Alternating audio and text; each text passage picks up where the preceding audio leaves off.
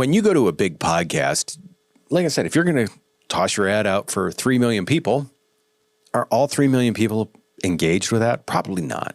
Is the percentage of people engaged with that lower than with the Red Sweater Knitting podcast? Yes.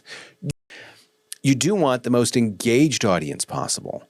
So when it comes to that branding piece of that, make sure that you've got that engagement there and realize that 1,000 people that are just totally engaged and just watching front to back are much better than 1 million people that are kind of meh.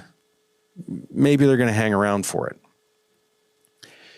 The other thing I want to talk about too is with the smaller podcasts, they often will have, if you're going to advertise on any one of them, they're going to have that creative flexibility. They're going to have that ability to do the host podcast, the host read ad, dynamic insertion. They're going to be more flexible with how that's done instead of having to have this specific byline or guideline or branding guide that you have to fit in as an advertiser. Now, how do we adapt that information over to your branded podcast? Well, really, it's making sure that you find creative ways to put your message in there. Because once again, with that smaller, tighter audience, they're going to be paying attention. So you're going to want to make sure that you've got that messaging that's going to get directly to those people. The advantage you have in that is you know who those people are.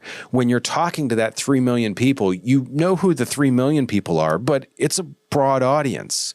You have to talk to just your people in that audience. So therefore, you're limiting that down. Therefore, you can see this tumbling effect of diminishing returns.